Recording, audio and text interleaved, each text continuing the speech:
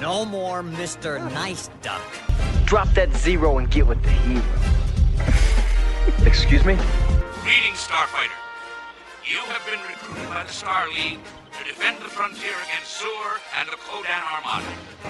And now, ladies and gentlemen, any further questions in the bar? Yeah, please. For the first one who buys one, right? Souvenirs, novelties, party tricks.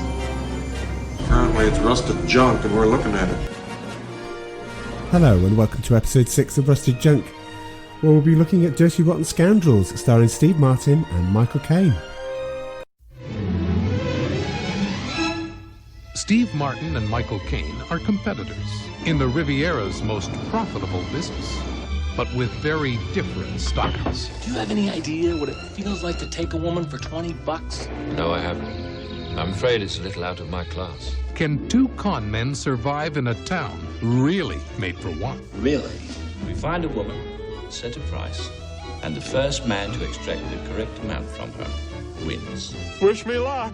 Let the contest begin. If I lose, I'll leave. If I win, you leave. To prove once and for all who is the dirtiest, the rottenest, Do you feel this? the sleaziest, the sneakiest, the phoniest, Thank you, Your Highness. the trickiest, Don't you ever have an emotion that originates above the waist? No! the all-time champion of dirty, rotten scoundrels. Surely he was no match for you. I'm younger than you, better looking than you, thinner than you. Know your limitations. You are immoral. Steve Martin is the man no woman can resist. Eat your food. Excuse me. May I go to the bathroom first? Of course you may.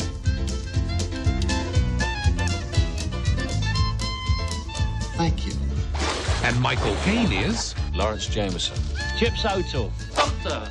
Emil Schaffhausen. Sausages.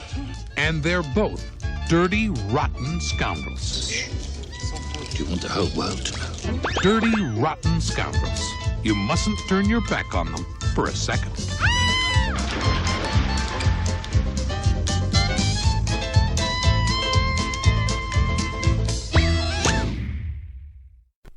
Okay, that was Dirty Rotten Scoundrels, with a bit at the end that wasn't actually in the film. Yeah, so obviously you listen to this, you don't see it, but do go and check out the trailer on YouTube, because it has a bit in the end where Michael Caine and Steve Martin are walking down the edge of the seafront in the Riviera. Michael Caine pushes a kid's candy floss into his face, and Steve Martin pushes an old lady into the sea. That's not in the that's not in there. But anyway, I digress. But do go and check it out. If you're going to go and watch it, then at least watch the trailer beforehand. Do we say that's always the case? Should we always? Well, definitely not with Prancer. No, yeah. Well, no.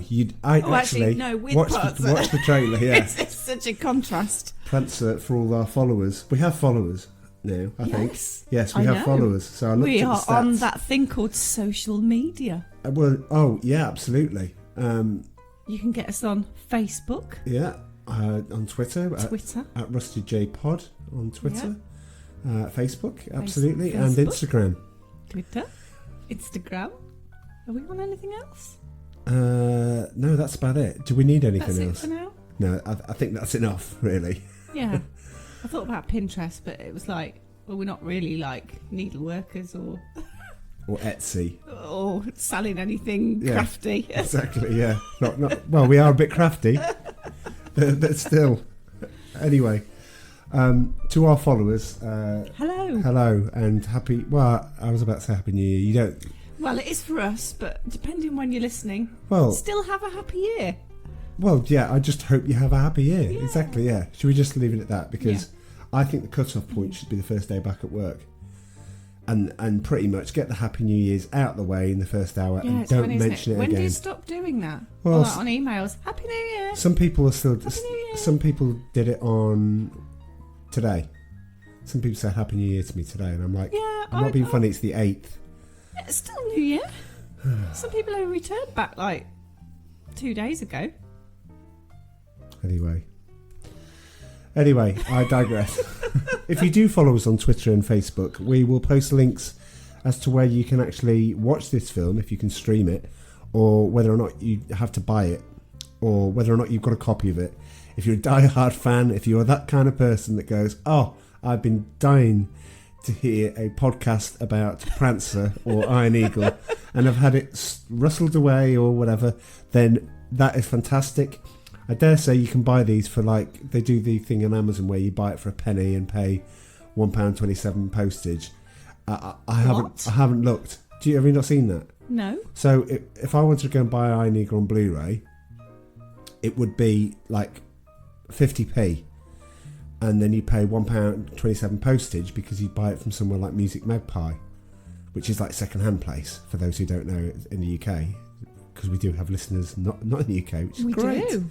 Absolutely. Anyway, Music Magpie is kind of like an exchange thing whereby you take it, they say, fine, I'll give you 40p for the disc. Oh, God. Well, I'm not saying that Iron Eagle's quite cheap, but what I'm saying is you can pick this up. I dare say I'll have a look at that and put that in the next.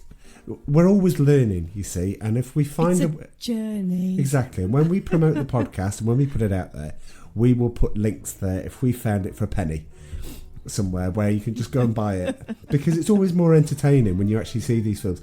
I don't know if people just listen to us and go, do you know what, I just like hearing you two witter on and go into different directions, or whether genuinely you're going, right, what they're doing next, are they going to give it advance notice, are they going to put it on the Twitter page, can I buy it in time before I listen to it? I like to think that that's the kind of calibre of people we've got. Well, do you know what, we have actually got a request. We've got a request. We have a request for a film to review. What, to shut up? No, for a film. All right, okay. An 80s film. Okay. Now, some of you might know it, some of you might not. I think I might have only watched it once. Okay. The Flight of the Navigator. Yes. Thanks to Neil for that suggestion. Oh, wait a minute. Flight of the Navigator was Fred Savage. He was the kid out of Wonder Years. Oh, yeah, I remember that. I used to like watching that. Yeah, absolutely. So, I believe we did ask for requests before, so it's great that we've had a request. Does it qualify? Well, I remember it, but then again, I remember most things. I mean, I remember Michael Keaton and Mr. Mom. Do you know all about that? No, see? No. And so... Sorry, blank looks don't transfer well on radio, You don't need a vivid imagination to see what man's face was like at that time. It was basically like, what are you talking about? Yes, Michael Keaton, before he became Batman, starred in a lot of good 80s... Is that goodish before 80s Beetlejuice? Films. Yeah, before Beetlejuice. There's films like The Squeeze, Mr. Mom, whereby he had to look after the kids. Oh, yes, in the 80s. The dad had to look after the kids. Shock horror. Very dated now. Spoiler alert, he copes well. He also starred in a film called Gung Ho, whereby he had to go over to a Japanese factory in order to learn from their working environment. To say it's not now culturally appropriate. Sounds great. It's really not. I mean, it's really... some films in the 80s do stamp themselves purely of that time, and then when you watch them, they don't make a lot of sense. Gung Ho is definitely one of them. Anyway, that may appear later, but thank you very much. Who was it, Neil? Neil, yes. Neil, thanks very much, Neil, for the... always appreciate suggestions. Anyway. And if you want to shout out, let us know. Yeah, just contact us at RustedJPod. We'd love it if you contact us. We need to do a lot more, but as I say, we're learning with this. You know, if there's like a flurry of activity and then nothing, I need to learn that I need to do more. A little bit every day. And maybe warn people. Warn is the right thing? Warn them there's a podcast coming. Yeah. Announce, I think, is the right Announce, term. Yes. Yeah, I need to warn you. Anyway, let's get back to this film. This is a great... this is a great film. I have a very, very fond memory of this. It's the first time I have watched this film.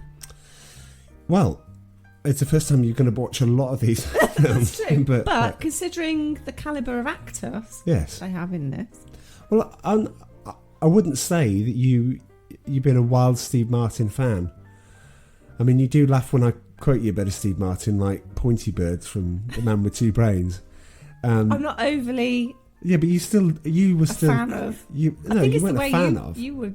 Is it the way I do? What, The way you I'm do better it, than Steve darling. Martin. Sorry, Steve, if you're listening to this. But yeah, things like Airplane, that kind of thing, doesn't really. I just find it a little bit laboured. Ladies and gentlemen, you're learning a little bit more about man's pitching, and you're going to wonder, wait a minute, when you had the idea to do an 80s film blog, when she doesn't really get 80s films. Did you pick her? But this wouldn't work without her, and I love having her here. So, anyway, Dirty Rotten Scoundrels, Steve Martin, you may say, at the top of his game. And it's a Frank Oz film. Yes, directed by Frank Oz. Yes. He did some Muppets. He actually, as well as doing the voice for Kermit the Frog and the voice for Yoda, he was a director, and people forget that. I didn't know that. I did not know that. Yeah. That'll annoy Amy. And when you look at the films that he did, I'm just going by memory here, The Dark Crystal, I think he did The Dark Crystal, and I think the Muppets Take Manhattan, he did that one. So you look at the types of films he's doing, and then suddenly somebody goes, oh, do you want to go and record a comedy set in the French Riviera based on a 1940s film called Bedtime Story? I'd be like, Frank Oz is your man. And unless they thought, yeah, he's used to working with Muppets. Ah, very good. Were you saving that gag up? No. Are you really? Right. We're in 2020, and man's already used up our quota of 2 jokes a year. So that's You're it. so mean. That's it, though. But that's the... Anyway, right, Dirty Rotten Scoundrels. I've got to say, I watched this on my own. But not on my own. You watched it with me? No, originally, when it came out, I watched it in the Regal Cinema in Oswestry, which is where I had some of my teenage formative years, where I was moved to. And nobody really knew what to expect. So what was happening is I went there and the cinema was packed, but I was on my own. And I just remember not knowing what to expect. I don't think any of us did. And the laughter was just throughout the film. It was one of those films whereby you would swear it was like an Airplane film because it was just gag after gag, and it doesn't appear that when you watch it. No. But it just bubbles along with enough funny scenes in it. I mean, I guess people laugh at different things now. I guess Michael Caine's trying to teach him etiquette and things like that. Some things don't land as much now, but in the 80s, it just seemed to be one of those great films. So, yeah, and the bits that people, there are actual bits and scenes in the film where people were just in tears of laughter, and I was, namely the wheelchair and the whip scene. That's just amazing. Just great because it's Steve Martin that carries the whole thing, because it's just anyway. We will get to that. So yes, we have Michael Caine. We also have Anton Rogers in this, who I really like. And for those who don't know who Anton Rogers is, he starred in a very popular UK sitcom called Fresh Fields. I can't remember what the plot of it was. Was it he was an older man going out with a younger woman? Was he? I think so. Or were they just married? I can't remember. Sorry, you don't need to... Well, you could look that up. But anyway, Anton Rogers is in there. I think they were just married. He plays the police chief of a fictional town called Beaumont-sur-Mer, which is actually... Oh, it's fictional, is it? It's a fictional place. It's a real place, but it's a fictional name.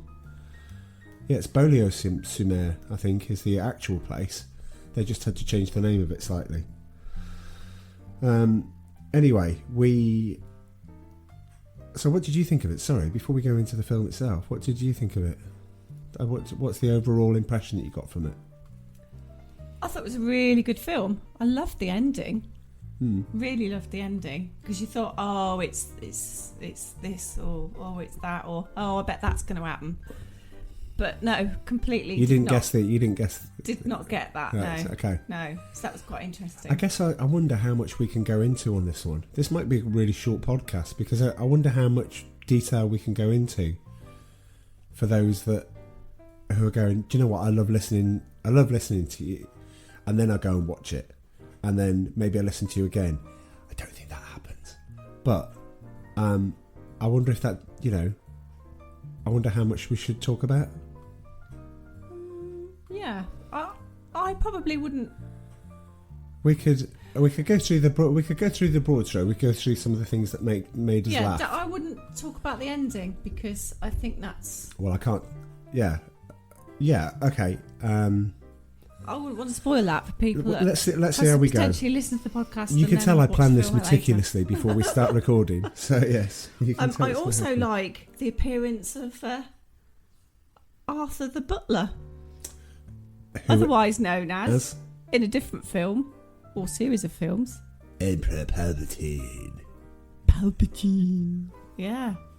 Oh my God, that was amazing. Lord Vader. I can't believe that he was in any other film apart from Star Wars. Well, he did have other roles. I can't think of any off the top of my head, but I mean, I'm sure he did other films. If you look at the Wikipedia, it's just probably going to say just a series of Star Wars films. But that's fine, because the role of Palpatine is iconic. And I guess it probably would be a spoiler alert listening to you. Palpatine is back in Rise of the Skywalker. It's not one of those like, oh, you shouldn't really tell anybody. He's in the trailer. The first line of Rise of the Skywalker is, "The dead live."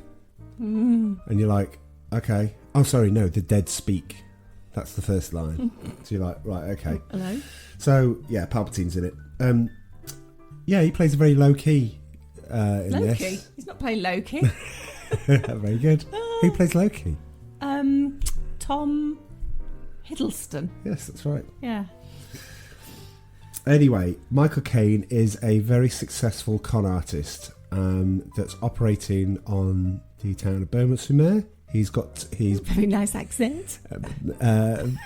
He is. He's aided and abetted by the police chief, who is Anton Rogers. He has a whole network of people that are helping him with his scams. Usually involves him.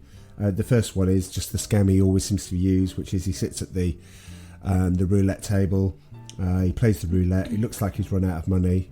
Whispers to the police chief and says, "Can you cash this for me?" And takes his ring off. And the police chief goes, "Oh, not the royal ring, Your Majesty."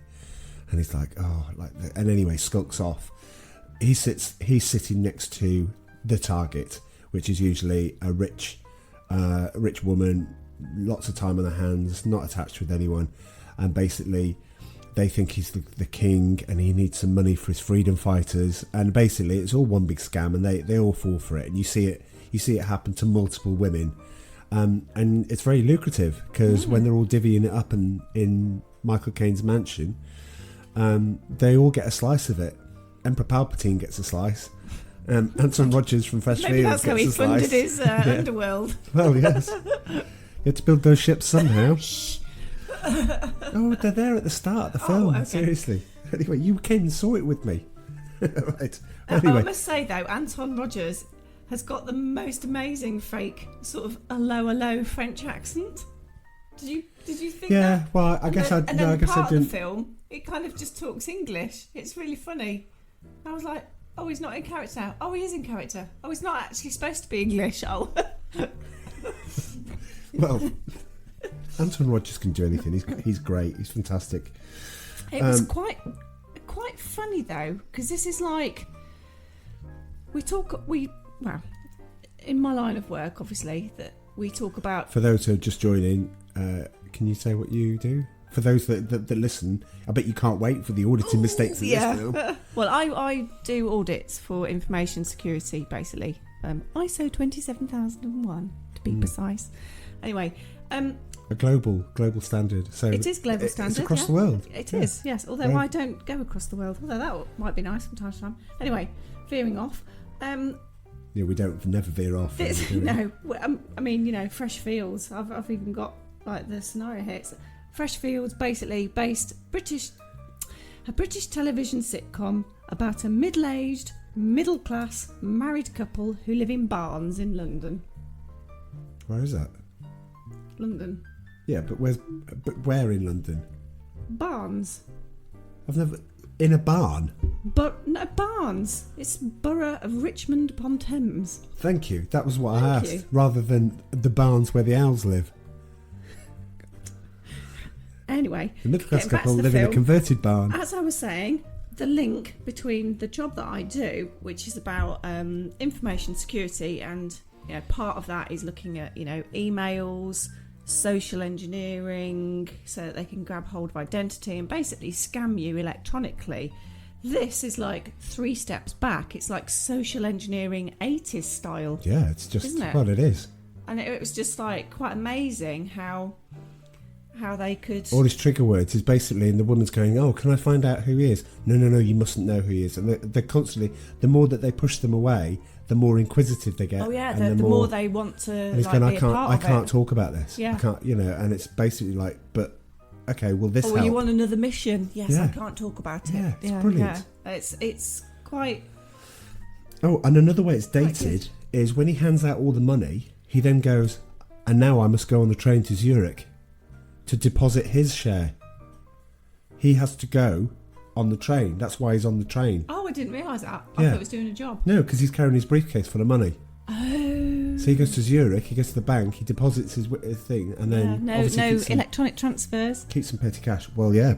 Well, I'm sure there were electronic transfers, but for some reason he wants to do it this way. They probably took about 30 days to administer. Or something. Well. Anyway, on the train, he sits next to Steve Martin, who is also a con man. He found this out pretty quickly. He's just great. He has a story about his dying grandmother, and he needs money for an operation. So he does like little bit scams where people pay for his food. So the woman on the train is going, "Oh, your grandmother, is there anything?" "Yeah, I'm trying to save up for it, and I haven't got enough. I just want She tap needs an water." operation, yeah. She went, "Oh, waiter, get anything this man wants." Oh, and he works for the Red Cross, Can I doesn't he? Can I have 4 waffles, 2 pancakes, 3 steaks, some potato chips, and some Coke? Yeah, and 3 beers. I want a beer for the lady. Yeah, absolutely, he's worked it all out. Anyway, they get in a carriage. He basically says that he's working this area at the moment. So Michael Caine goes, "Do you know what? I think I need to take you out of the picture." Because you look like you're going to be this low-level con man is going to be picking up all the scraps. I was going to say, I think one of the things that he says is to Anton Rogers when he gets rid of Steve Martin. It's because how he gets rid of Steve Martin, he makes a call from the train in 1988. yes, that's what I thought. Did they have phones on trains? No, they didn't. Because he said, "Oh, excuse me, while I must go and phone my wife and children," and the train wasn't even stationary. Okay, It was can you actually make a moving. call on a train now without your mobile? I don't think so. Have you ever been able to make a call on a train? Well, I don't know. I've never made. I've ridden trains a lot, and you can't In make Europe, calls. though. Yeah, but still, I mean, phones on trains.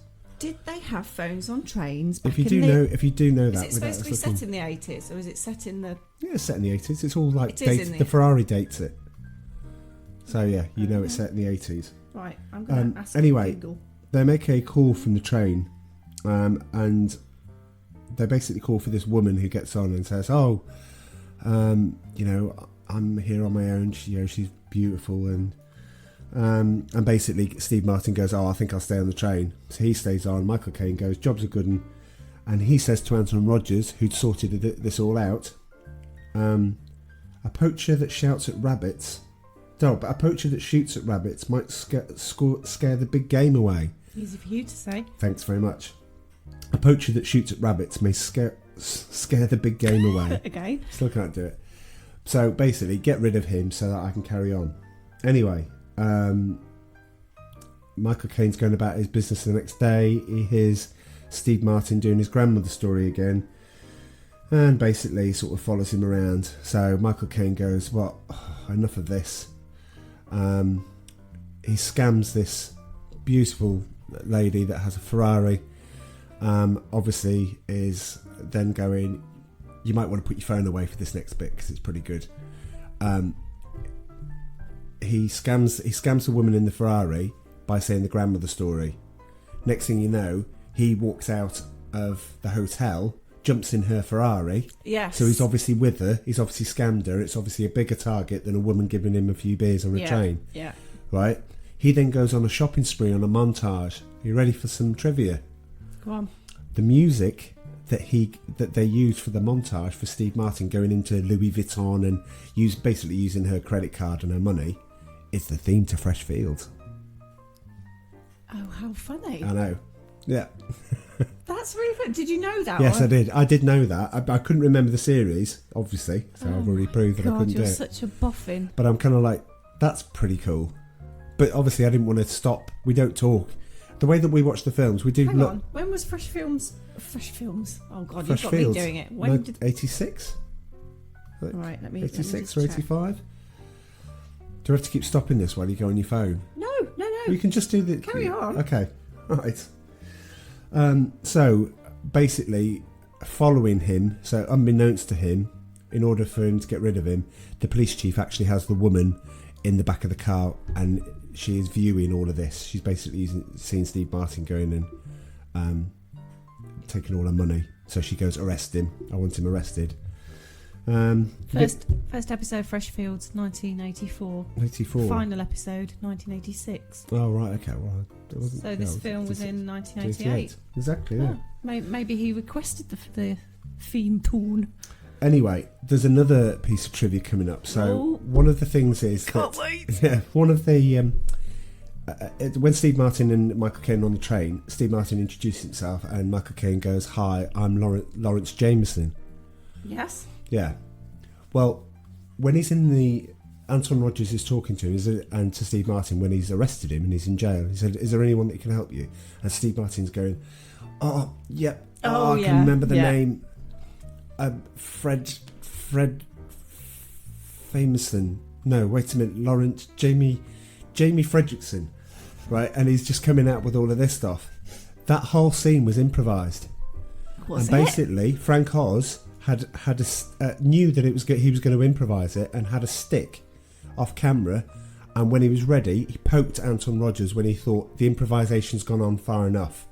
And Anton Rogers gave Steve Martin a look as if to go... and that's why Anton Rogers goes, "Lawrence Jameson?" He goes, yes, that's it. So he basically let him carry on with that. So that's one of the things that... So when you see that, that's just totally made up on the spot. Oh, that's amazing. Yeah. Well, I'm full of these. Do you like the addition to a little bit of trivia? Because, yes. I mean, I don't put it in as much. I do have all this stuff in my head. And what's quite nice is you don't tell me until we do the podcast. Absolutely. So it's all completely a surprise. Do you want another bomb? Another bomb? Another bomb. No. Another bomb. Another piece of trivia. This film was originally going to star Mick Jagger and David Bowie. No way. I mean it. That is It's just... absolutely true. And wait a minute. That's nonsense. I have actually prepared this because he says... that would never work. Two singers. This is what it says. Two singers fresh off their collaboration with Dancing in the Street wanted to do a movie together. Jagger, who found the screenwriter's first produced screenplay, Ruthless People. Do you remember Ruthless People? Bette Midler and Danny DeVito. No, they kidnapped. They basically pretended to be kidnapped. Anyway, to be brilliant, that they suggest that he write a script for them. So the writer, Light Bedtime Story, which is the original film Dirty Rotten Scoundrels is based on, and basically he did it, and he thought up ways to allow Jagger's character to sing in the movie without turning it into a musical. Eventually, the screenwriter told Jagger and Bowie wanted a more serious project, so they ditched the idea, but he'd written a script. How funny. For them, with them in mind. So did...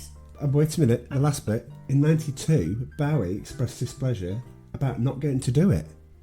He went, "How about them apples? Mick and I were a bit tweezed," sort of thing that Bowie would say, "that we lost out on a script that could have been reasonably good," he told Movie Line.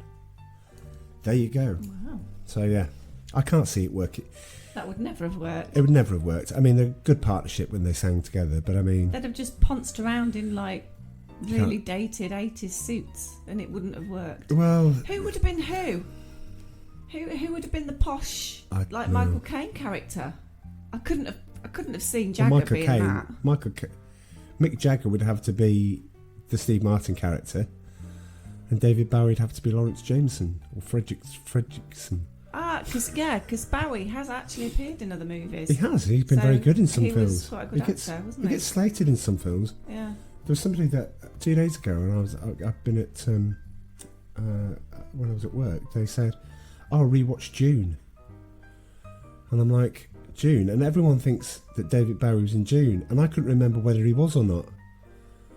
And I don't know why I started this line because I still don't know if he was in June. But I remember Sting was. And I think people are getting confused that David Bowie was... Anyway, he was in Labyrinth, I know that much. And Absolute Beginners. Anyway, so... Let's go back to the film. Basically, Michael Caine says, if you give me 5,000, I can negotiate with the police chief. Makes it look as if he's just negotiating with him, when in reality they're both in cahoots with each other. And basically said, if you give them 5,000 francs, they'll go. And he basically said, right, okay, fine. And he goes, but the condition is you've got to get on the plane, you've got to go back to America. On the plane, he meets the woman that Michael Caine scammed at the start of the film. And she said, I saw His Highness put you on the plane. Are you one of the people, the freedom fighters that I'm helping? So Steve Martin basically gets to hear about the scam that Michael Caine's been doing. Yeah. Goes back to Beaumont Sumir and goes, don't be coming with all of this. I know what's going on. And Michael Caine goes, right, okay, what's your price? And he says, my price is, I want in on your scams. I want you to teach me. He wants all of this, and basically he wanted the lifestyle. The mansion, he wants a swimming pool and all this. So Michael Caine agrees to train him. And does, and that's a good little montage of him trying to teach Steve Martin. Anyway, from there, the film goes into. I mean, I love the bit. Oh, I must just say though, have we got to the beach bit where Steve Martin's on the beach? Oh, in his trunks. Yeah, that's. We've gone past that. That's the Fresh Fields montage. Oh, that's horrific. Yeah, well, that's really not a good thing to see. If Steve Martin in trunks floats your boat, then you're going to like this film. But they're not proper trunks. They're like 80s tanga briefs, with the elastic that goes all the way around. I wouldn't know. I wouldn't like know. Elastic band, and they don't really leave much to the imagination. And they're red and black, and that's really not the colour for him. Anyway, Michael Caine comes up with a new scam, which is instead of fleecing people at the casino, he then does a sort of a similar thing, but then gets the women to and says, "Oh, we should be married." And the women go, "Oh, that's wonderful. Yes, absolutely." And he goes, "Yes, but you need to meet my brother Ruprecht." Yeah, I just come to my notepad and thought, Ruprecht. Oh my God. That's all you need to put. Yeah. Because Ruprecht is. I mean, there is no trivia on this because it is just a character that I bet in the script it just went, as you've just done, you've written down Ruprecht. If you give Ruprecht to Will Ferrell, for example, and say, come up with the character Ruprecht, he would just, you can imagine he'd come up with something absolutely hilarious, as most comedians would interpret them differently. Steve Martin was obviously said, Ruprecht is his slightly weird, troubled, brother, in inverted commas. Just run with it. Just do something with it. And how Steve Martin deals with it is just great. I don't think we can really describe. I don't think we really describe it. He did. Basically, Michael Caine goes, "Oh, we have to keep him in a secure room." Opens up the room, locked away, playing with his pots and pans. Right. And basically, it's just like. I mean, I have just written Ruprecht. I mean, that's literally, funny. because it's just that when you watch it, Steve Martin plays this character, and it's a great character in a list of many good Steve Martin characters, and it's all the big scam designed to put the woman off to go, oh, I can't possibly marry you because Ruprecht scares me to death because he's one of these things. He goes to hug the women, for example, and it's just like, and then suddenly he's like taking them one way and taking the other. And Michael Caine goes, Ruprecht, Don't let me administer the genital cuff. And then suddenly he runs out. Horrendous. As in, like, wait a minute, what's the genital cuff? Who came up with that? Because that's brilliant. Anyway, one of the things you would have heard in the trailer, you would have heard Ruprecht. He would have got Ruprecht in the trailer. And one of the best gags in the film is in the trailer. Because he's sitting at the dinner table and he goes, "Excuse me, may I go to the bathroom?" And he goes, "Yes, of course." And he pauses and he looks up in the sky, and about 10 seconds goes by and he goes, "Thank you." And I remember at the time, the cinema went crazy for that line. It was just fantastic. Anyway, Steve Martin gets a bit upset because in the cut, he's not getting any money. He's playing this. You see a montage of him playing Ruprecht in different situations, and it's just brilliant.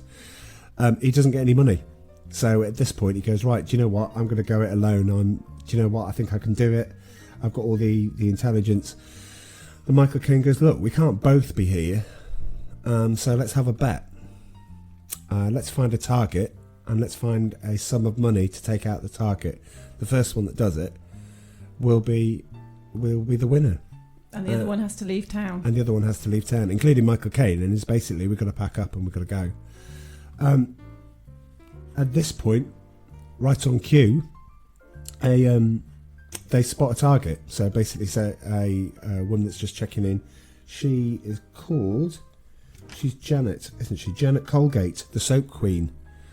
And you never know if she was like supposed to be, like from the Colgate Empire, or like the soap queen, and you kind of like, wait a minute, what is she rich for? And anyway, so she's there, and they basically go, right, that's the bet, and that's where the second half of the film kicks in, because it's basically them interpreting how they think they're going to do it.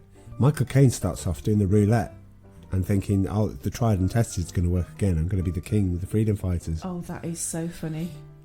But Steve Martin, suddenly people are going, "Oh," as if they're being moved, and Steve Martin appears dressed in a Navy general's outfit in a wheelchair, and then suddenly all he has is 2 chips basically to put down on the table, and he loses, and then he starts crying, and he moves in between Michael Caine and the target,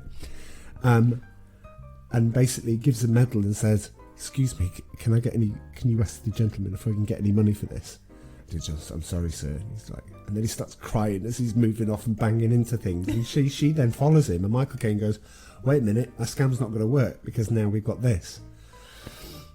I think we won't say too much about it, because the best thing is just to see it, because the upshot is that she follows him and then starts talking to him, and he goes, "Oh, it's an operation for a grandmother," and she actually gives him the money for the grandmother's operation.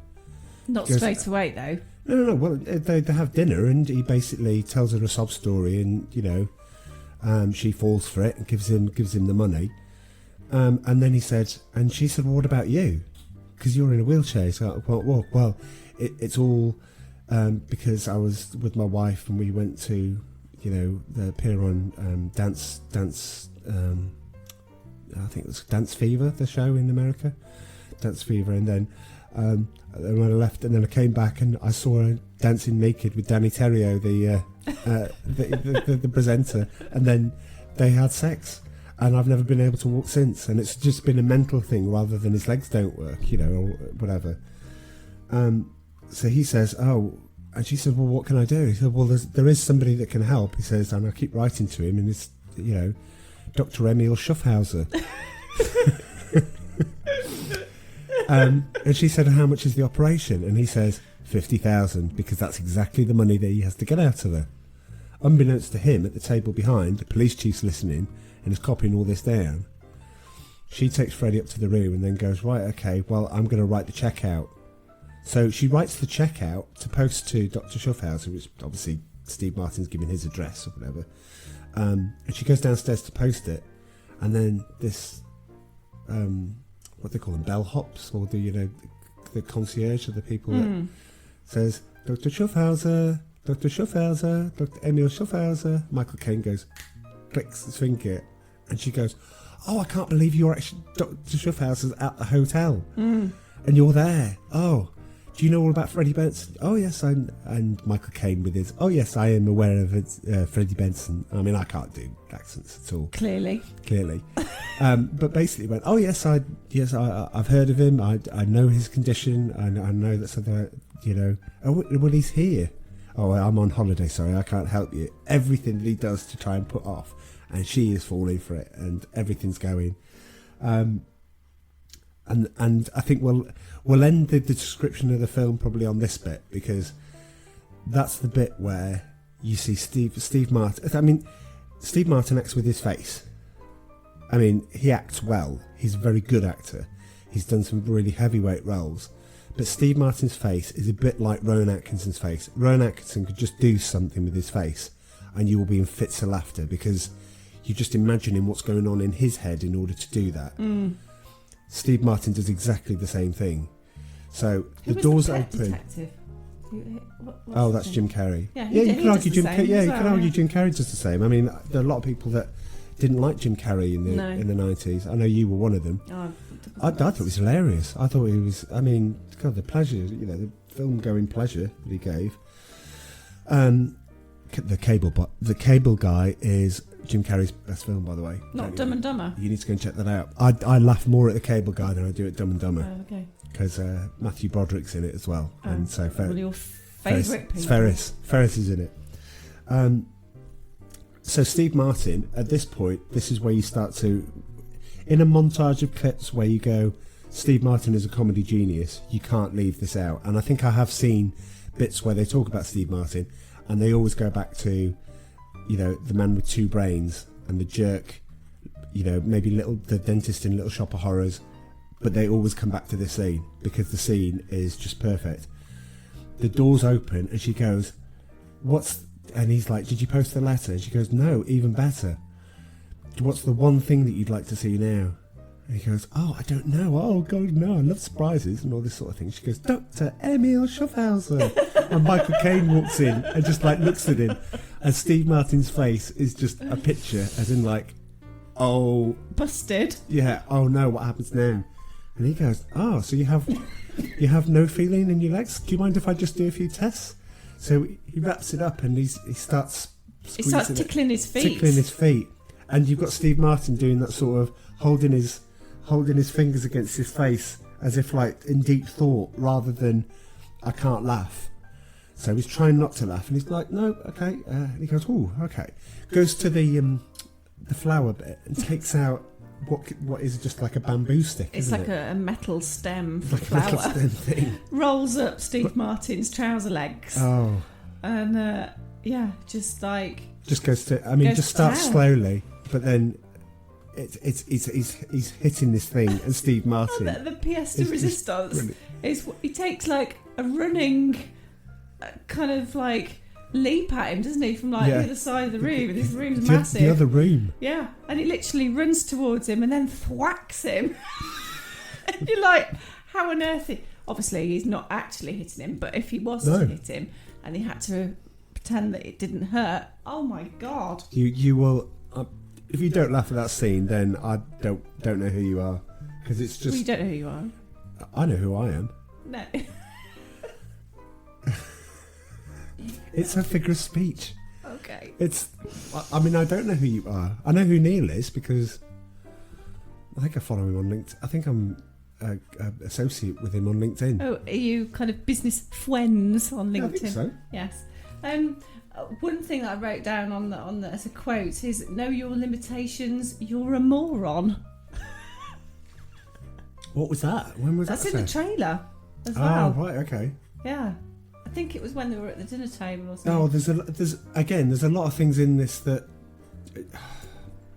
Right, for example, if you were to go and watch John Hughes' film 16 Candles, but it's pretty much his first film, right? Obviously you know this, but this time last year I was probably about a week away from going to the John Hughes movie marathon in Birmingham, which had 16 Candles, Breakfast Club, in order, 16 Candles, Pretty in Pink, The Breakfast Club, and Ferris Bueller, all finishing at 2:30 in the morning, all starting at 6 o'clock at night. I had people sat behind me, and one of them, they were their early 20s, and the guy said he was a teacher, and he was just being really nice and friendly. And he said, "Have you seen any of these films?" And I'm like, "Hello." The John Hughes films. I mean, each one of them Ferris Bueller, well over 100 times. So yeah, I've seen these films. He goes, "Oh, what are they like?" I said, and I gave a short. I basically said, Pretty in Pink. You'd be rooting for Ducky at the end. You won't know what that means now, but you will be. I said Breakfast Club will just knock you for 6, because it is one of those films that takes you on so many different places. I desperately love that film. And then you finish with Ferris Bueller. And I said, and Ferris Bueller is just a joy. I said, and you've never seen any of these? No, I haven't. He said, now I've come here with my friends, and we said, just so that we can try and just. I said, this is the perfect way to do it in a crowd. It wasn't busy, but it was enough. It was an intimate cinema setting. I think it was 12. I think it was £15 for all 4 films. Bargain. Yeah, absolutely. But 16 Candles, at the end of that, I turned to him, and I hadn't watched that one for a while. That's dated. That's really dated.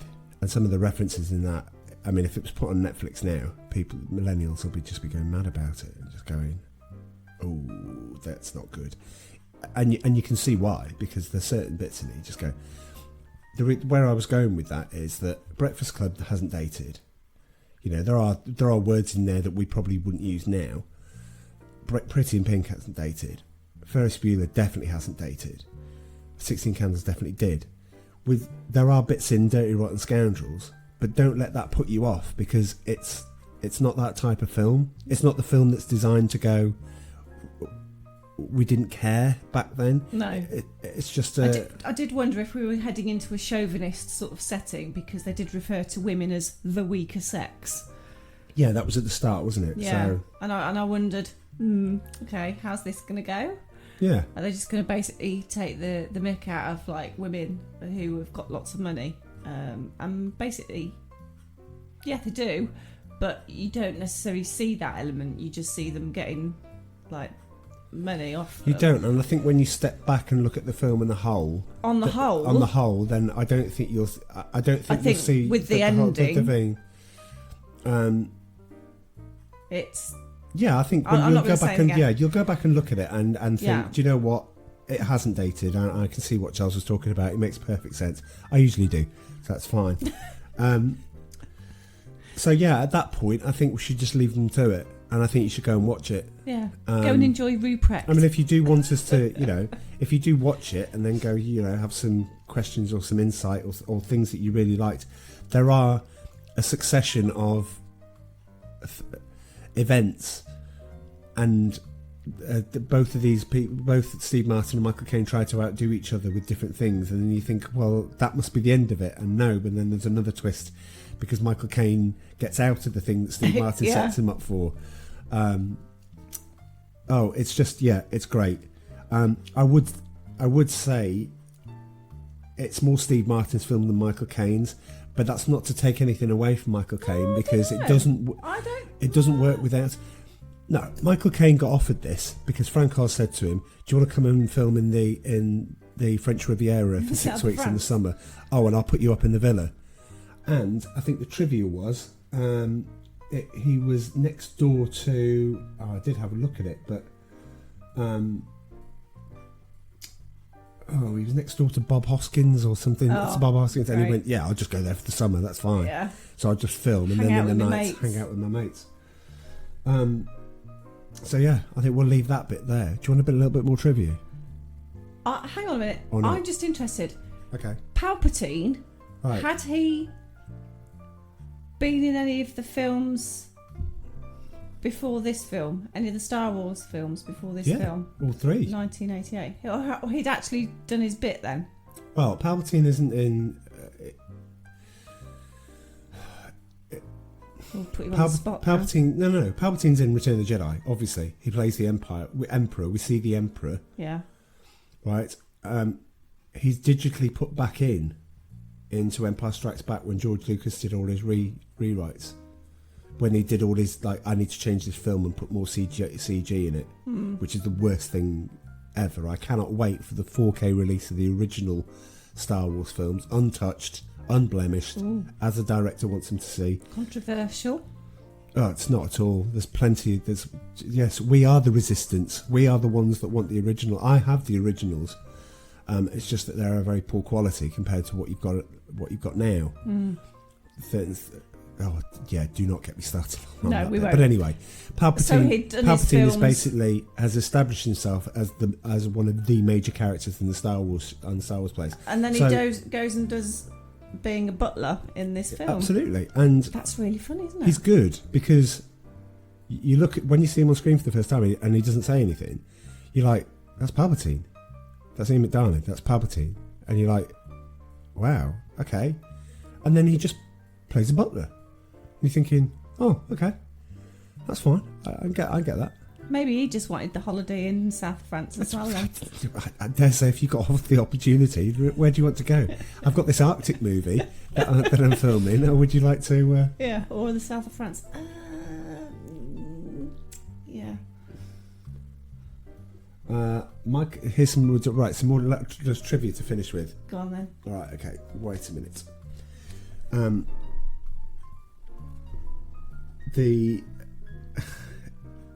The crew didn't laugh is the title of the trivia. When Michael Caine was asked what the most important lesson he learned in making movies over the decades, he said he had Dirty Rotten Scoundrels in mind.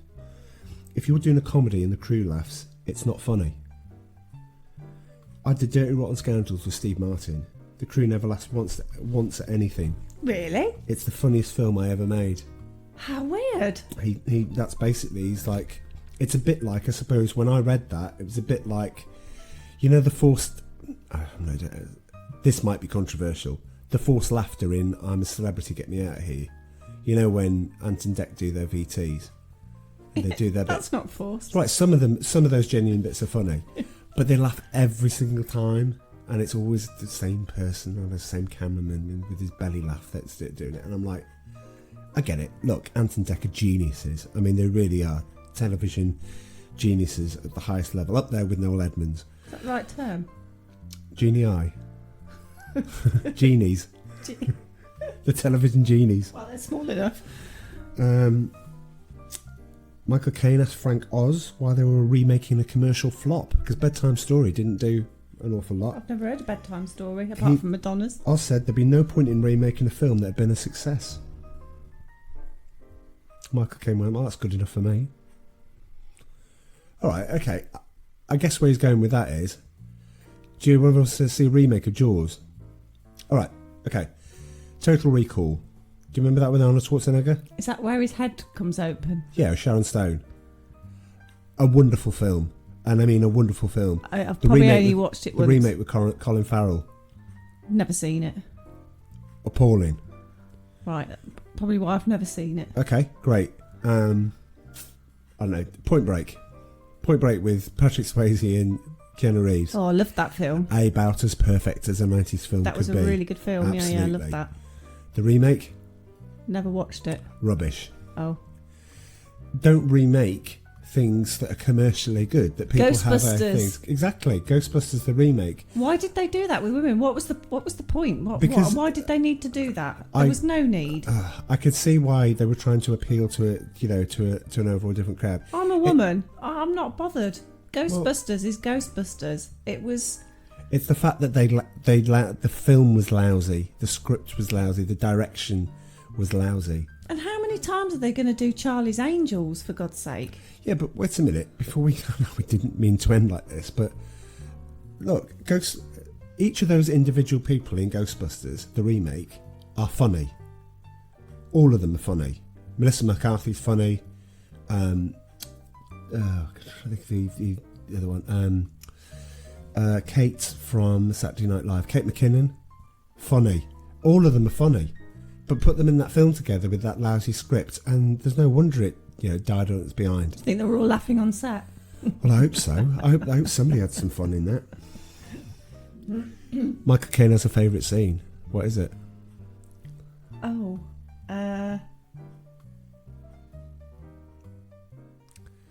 It's one of those films where you're waiting for your favourite bits to happen, he said. For me, it's got to be Ruprecht. it's when I'm hitting Steve's knees playing Dr. Schaffhausen. Oh, Even the paragraph goes, bursts out laughing. He says, I'm laughing now thinking about it. And yeah, it was shot entirely in France. Steve Martin was originally down to play Lawrence, so Michael Caine's part. Oh. Yeah. There were other people in the role to play. It was supposed to be John Cleese and Michael Palin at one point. Oh, that would have worked. That would have really That worked. would John have been funny. Cleese would have just been... I mean, John Cleese is... all the Pythons are just... It's incredible. So, Richard Dreyfuss was supposed to be in there. Matthew Broderick. All these names were considered at some point. Ferris could have been in it. Anyway, enough about Ferris Bueller. I don't think he'd have been old enough. I'd love to know. That's not a forgotten film. I would love to do Ferris Bueller. You know, I can recite most of the film off by heart. Yes. I know, yeah. Anyway, on that note, we're coming up to... Well, we're actually a bit early. We're 7 minutes off the hour, so... Oh, well, there we go. But I think we should just put these poor listeners out of their misery. We'd love to know if you actually do. I mean, joking aside, we would like to know if you genuinely like this, because we love doing it. Yeah. And we're going to keep doing it. I hope you're going to keep listening. And, And if you are, and you think you've got some mates that might like it, then... yeah, can pass over. Absolutely. Let them know. Oh, and then contact us again at RustedJPod on Twitter. We're Rusted Junk on Facebook and on Instagram. What are we Rusted on Instagram? JPod. I tried to keep it the same. Yeah, that makes it. Continuity and all that. You know, be like Neil. Recommend some films. I think Flight of the... I'm not sure. I might have to think about that. I don't know if Flight of the Navigator is forgotten. I think he's right. I think Neil is right. I think it is technically forgotten. It's a bit like Batteries Not Included. Do you remember that?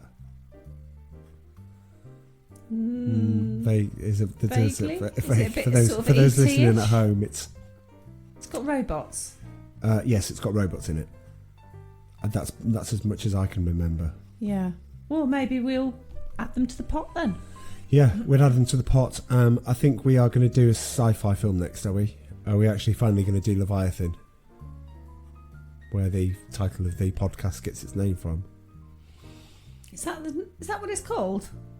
No, Leviathan is the name of the film, yeah. Okay, yeah, that's fine then. He even says this in the credits to the podcast. Currently it's Rusted Junk and I'm looking at it. That's Leviathan. No, I know that bit. Yeah. I do remember that.